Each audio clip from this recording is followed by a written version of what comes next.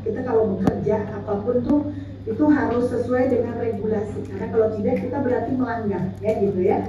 Nah, ternyata undang-undang yang nantinya ujungnya itu pada pelayanan CAPD itu mulai dari Undang-Undang tentang Rumah Sakit 44/2009, Undang-Undang tentang Kesehatan 36/2009, ada PMK 14/2021 ya, khusus tentang standar kegiatan usaha dan produk pada penyelenggaraan perizinan berusaha berbasis risiko sektor kesehatan. Nah, waktu itu PMK 14 di November 2021 dan ada sedikit masalah sehingga direvisi. Jadi tahun 2022 4 bulan kemudian ada revisi yang disebut dengan perubahan. Waktu itu masalahnya karena klinik belum dimasukkan ya. Nah, untuk secara praktis medis kita punya konsensus peritoneal dialisis dari Permefri dan juga ada pedoman nasional untuk tata laksana penyakit ginjal tahap akhir dari Kementerian Kesehatan ya. Nah, ini PMK 8 di sini yang sebetulnya yang direvisi itu adalah adanya klinik. Jadi sekarang klinik itu waktu sebelumnya PMK 14 klinik ini nggak ada, jadi dialisis di klinik ini pamit gitu ya. Nah, akhirnya dibuat dia ada, dan perubahan lain yang mendasar adalah bahwa pada SDM selain DPJP juga sekarang dokter ya, di sini tulisnya dokter. Karena sebetulnya istilah dokter umum itu nggak ada sebenarnya di Indonesia, adanya dokter spesialis konsultan gitu ya. Jadi yang maksud dokternya adalah dokter umum.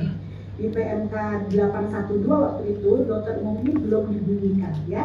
Di sini dibunyikan. Jadi di sini dikatakan bahwa unit dialisis itu SDM-nya harus ada DPJP, SPPD KDH, bila tidak ada SPPD dengan kualifikasi tambahan mahir dialisis. Kemudian dokter umum yang terlatih, dokter terlatih, perawat bersertifikat dialisis, kemudian tenaga kesehatan lain yang ini boleh, misalnya mau ada dietitian sesuai kebutuhan ya. Sebetulnya itu kalau yang utama di PMK 8 yang berbeda.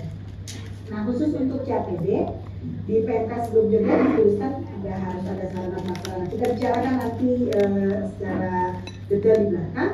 Tapi di PMK ini sampai BMHP-nya disebutkan, ya, disebutkan. Ini BMHP yang wajib ada di suatu unit CAPD, unit dialisis yang melayani CAPD, ya, gitu. Jadi harus ada nih persediaan cairan dialisis. Ini penting buat apa? Buat edukasi kan, buat pelatihan, ya, dan yang lain hal-hal yang biasa lah kita punya, ya. Nah, untuk perawat yang disebut kompeten untuk CAPD itu dia harus mempunyai salah satu dari sertifikat kompetensi ini. Satu, kalau dia sertifikatnya kompetensinya dialisis, berarti dia sudah boleh hadir dan CAPD. Nah, sertifikat kompetensi dialisis ini diberikannya pada perawat yang melakukan pelatihan dengan kurikulum PPSDM. Itu 2019 ke sini, 2019, 20, 21 gitu ya. Tapi kalau yang sebelumnya pelatihannya itu belum pakai kurikulum PPSDM, maka dia selain sertifikat dialisis yang sebelumnya sudah ada, dia harus pelatihan lagi. Ada pelatihan khusus lagi yang berlangsung sekitar 9 hari, sehingga perawat ini akan mempunyai 2 sertifikat.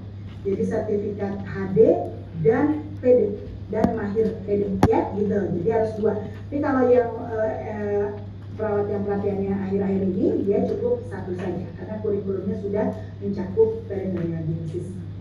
Di PMK 8 dituliskan unit dialisis itu harus melayani HD dan PD. Jadi CAPD ini merupakan bagian dari pelayanan di unit dialisis. Jadi namanya juga nih teman-teman, nanti mungkin kalau pulang harus diganti namanya, jangan instalasi HD. Saya masih instalasi HD di rumah sakit saya ya.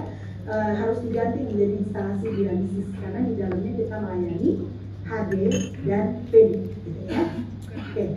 Secara struktur, kalau struktur organisasi tentu ini Pak secara umum saja bahwa ada pimpinan atau manajemen dari Paskesnya. Kalau rumah sakit ya direktur gitu ya, direksi, dan nanti di bawahnya ada salah satu kepala, yaitu kepala fasilitas pelayanan dialisis ini.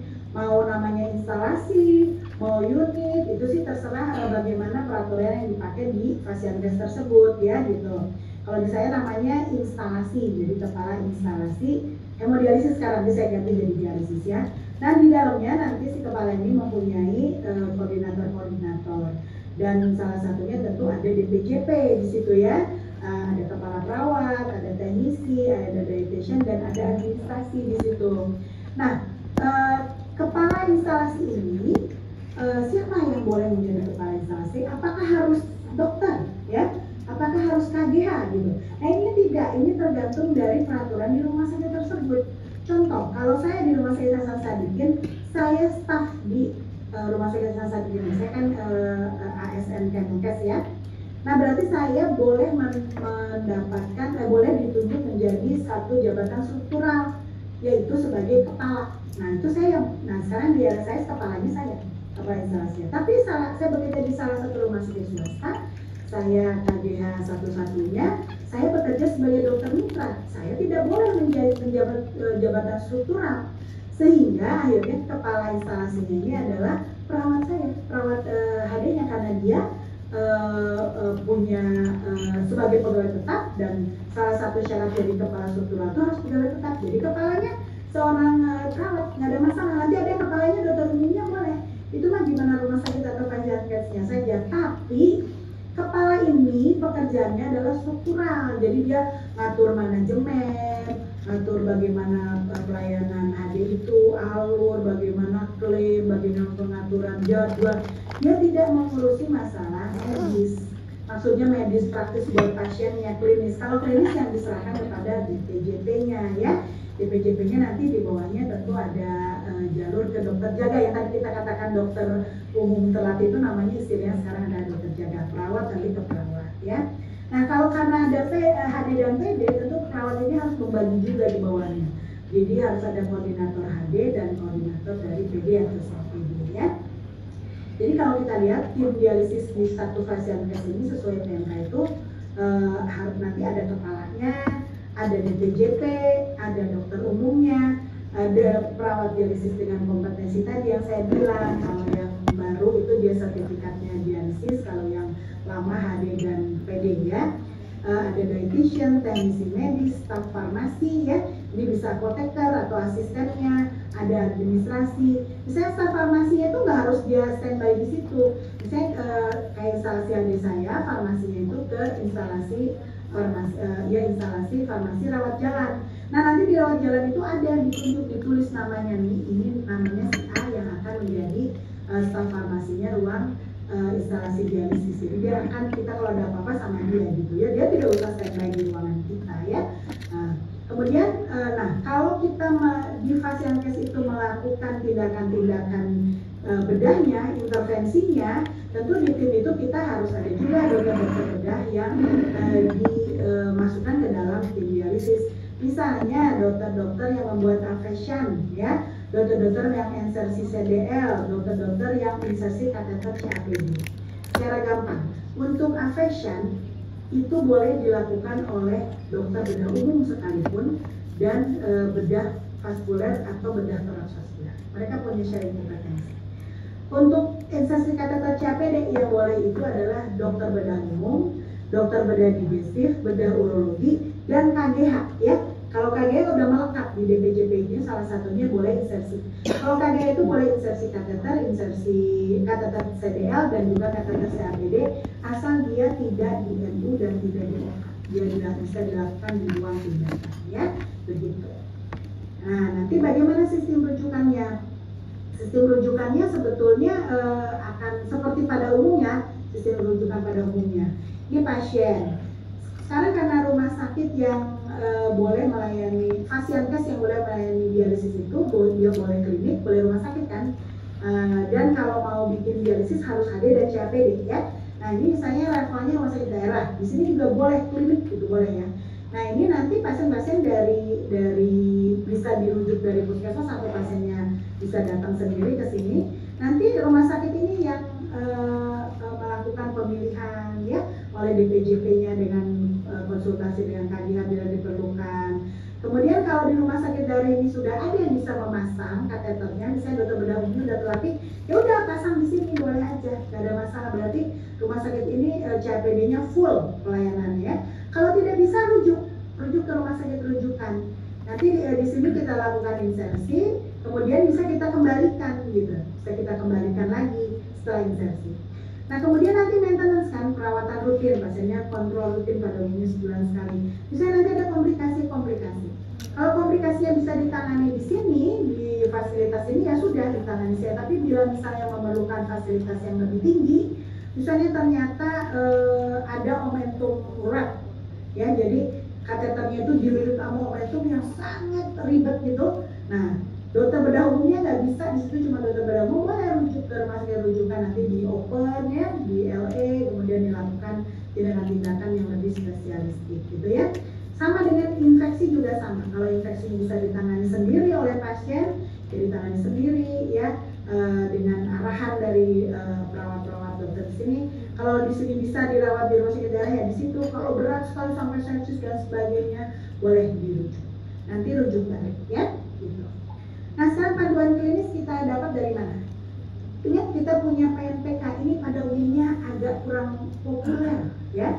Ada di sini PNPK namanya penyakit ginjal tahap akhir dari Kamkes yang diterbitkan tahun 2014, tapi SK-nya baru keluar 2017. Selesai 2014 pada ya. Ya inilah di Kamkes seperti ini. Nah ini kalau tidak ada sulit cari bukunya bisa download gratis di websitenya ini Kamkes. Cari aja ini ya PNPK PGTA. Nah, bisa download dia bentuknya PDF. Dan juga kita punya yang lebih detail lagi pada konsensus peritoneal dialisis pada PGK ini sudah sangat detail dari Permefri. Nah nanti yang dari PNPK maupun dari konsensus itu kita pakailah sebagai referensi panduan di pelayanan rumah sakit kita. Yang penting kita harus siapkan dulu rekam medis pasien dan SPO ya biar nanti udah jelas seperti apa pelayanan CAPD di rumah sakit kita ya. Ada dokumen, ini seperti ini contoh maaf dari RSAS. Jadi kalau di RSAS kita punya status CAPD khusus. Jadi status pasien CAPD, status pasien HD itu berbeda bentuknya dengan status pasien poli gitu ya. Nah ini ada khusus, jadi di dalamnya pun ada khusus dan harus diberi nomor ya, didaftarkan ke rumah sakitnya. Kemudian kita punya alur dan kita punya SPO. Ini jenis-jenis SPO-nya banyak ya. Kalau yang belum punya SPO itu silakan perawatnya itu berhubungan dengan ID. Jadi SPO itu bisa kalau disimpan di dokternya ini suka nggak tahu naruhnya di mana ya. Jadi di ID ada, silakan tanya sama ID masing-masing biar SPO-nya se-Indonesia sama bagus kan ya. Nah untuk sarana dan prasarana ini kita sesuaikan dengan apa yang disyaratkan di PMK 8. Kalau pelayanannya CAPD-nya lengkap, jadi mulai dari pemilihan pasien, dari edukasi, insersi, training, follow up itu boleh kita lakukan kalau mampu. Tapi kalau klinik utama dia tidak boleh insersi. Klinik utama itu hanya boleh tindakan-tindakan yang tidak intervensi. Nah, saya udah izin ke dokter Atma ya. Nanti ada contoh dari yang punyanya dokter Atma di Malang. Ini saya selalu kagum ya. Nah, untuk sarana untuk CAPD ini harus ada ini. Ruang pendaftaran, ruang tunggu, ruang konsultasi, ruang CAPD yang melakukan semua kegiatannya, ruang tindakan, area pembuangan limbah dan ruang penyimpanan. Tapi ini kalau yang mau full ya. Tapi kalau misalnya kita tidak melakukan insersi, ya udah nggak usah punya ruang tindakan juga nggak apa-apa ya. Ini contoh unit yang lengkap, di mana saya berikan contoh punya Malang. Jadi Malang itu punya CAPD center yang terpisah dari HD. Lihat dong ya, ruangannya luar biasa ya. Nah ya, ini kalau bisa nih teman-teman seperti ini udah oke banget. Di Malang tuh karena pasiennya hampir 400 lebih ya. Ya ruangan-ruangannya udah diberikan khususnya nih dokter Atma luar biasa. Saya nggak punya ya. Nah ini ya seperti ini punya Malang yang lengkap. Nah tapi misalnya, aduh saya nggak bisa sampai situ. Misalnya yang seperti RSAS saja, saya CAPD ini bersatu dengan unit HD. Ya ini ruang HD-nya. Nah di sebelah baratnya itu ada ruang CAPD. Di sini jejer ada 3 ya. Ada ruang dokter, ruang CAPD, dan satu ini ruang training kita sebutnya ya. Yang tadi ada panduannya di PMK tadi. Syaratnya penting, luasnya itu minimal 9 meter persegi untuk ruangan CAPD 1. Kalau saya masih punya KGH-nya melakukan insersi sendiri, jadi saya punya ruang tindakan di ruang HD saya. Ya di ruang dia saya punya ruang tindakan kecil, nggak bagus seperti dokter Atma. Di sini kita nggak bisa pakai NU, nggak bisa pakai narkotik, hanya lokal ya. Nah, tapi misalnya, aduh itu saya nggak punya kayak gitu. Kalau nggak punya teman-teman punya ini aja segini sudah cukup. Karena kalau ruang konsultasi kan untuk pelayanan hari juga harus ada ruang konsultasi. Nah boleh bersatu dengan itu. Ruang tunggu, administrasi, ya itu boleh bareng-bareng dengan hadir. Tapi ruang ininya harus ada. Minimal seperti ini aja. Jadi di sini kita bisa edukasi, kita bisa training, ya. Kita bisa juga lakukan tindakan penggantian transfer set atau segala macam boleh saja. Tapi mungkin tidak seterlalu di ini. Kalau ini kan ini cuma buat edukasi ya, trainingnya beda sendiri. Mungkin di sini komputernya tidak di sini atau bagaimana ya, di ruang komputernya tentu disatukan saja dengan komputer buat HD ya. Jadi cuma ada bed sama tempat tidur sama meja tadi. Nah ini pelayanan yang disampaikan mulai dari edukasi prep-nya, insersinya, repair kalau kateternya jelek, training awal, training ulang, ada poli rutin, pemeriksaan PET dan adekuasi, pengambilan kultur, gizi, dan mungkin home visit. Ini yang lengkap ya. Dan ini bisa kita lakukan dengan tadi fasilitas yang misalnya cuma punya ruang CAPD 1 bisa saja ya. Materi edukasi ini punya RSAS, kita punya ya, mengenal cuci darah lewat rongga perut, ini sekalian juga buat caregiver, juga ini depan, tampak depan, ini tampak belakangnya, mulai dari apa itu PD, bagaimana mengenali infeksi dan lainnya. Ini yang punya dokter Atma izin ya, yang yang lengkap tadi. Nah sekarang CAPD bagaimana kalau pakai BPJS? Karena tidak ada. Kalau ada orang dialisis nggak pakai BPJS itu luar biasa. Sekarang orang-orang kaya sekalipun pakai BPJS ya. Nah ini begini, rumah sakit itu harus memenuhi dulu persyaratan berdasarkan regulasi yang tadi PMK 8 tadi ya. Harus memenuhi persyaratan itu berarti nanti keluar izinnya dari Kementerian Kesehatan ya. Kalau udah keluar dari izinnya itu baru rumah sakit meminta penambahan layanan CAPD ke BPJS. Itu jadi siapkan dulu ya gitu. Nanti bila memenuhi syarat, nanti BPJS akan melakukan pembayaran. Waktu meminta penambahan layanan juga disebutkan secara spesifik. Saya pelayanan CAPD-nya lengkap, mulai dari edukasi, insersi, kontrol sampai tata laksana komplikasi gitu ya. Nanti BPJS-nya akan memberikan izin, insersinya dibayar. Tapi kalau yang tidak, saya tidak akan insersi. Nah, berarti kalau ada klaim insersi dari rumah sakit Anda, dia nggak akan bayar. Nah, nanti dia ada formulir kredensialnya, formulirnya ini ceplak-ceplak persyaratannya sesuai dengan PMK 8. Cuman dia memang harus bikin kredensial sendiri. Jadi kalau PMK 8-nya tadi izinnya sudah memenuhi syarat, ini nggak akan ada masalah. Nah, ini yang khas ini di sini. Kalau Anda mau pakai insersi, gitu ya, berarti harus ada dokter bedah dong. Nah, makanya ini tidak wajib. Kalau yang nggak akan insersi ini nggak usah ada ya nggak apa-apa, gitu ya. Tapi kalau yang mau insersi, ya wajib ada. Sama semua juga. Yang wajibnya mana kalau dia mau insersi, maka dia harus lihat di mana memasangnya di ruang tindakan. Misalnya KGH, nggak dokter bedah yang memasang KGH, dia akan lihat di mana pasangnya, mana alatnya, mana syarat-syaratnya ya, seperti itu. Jadi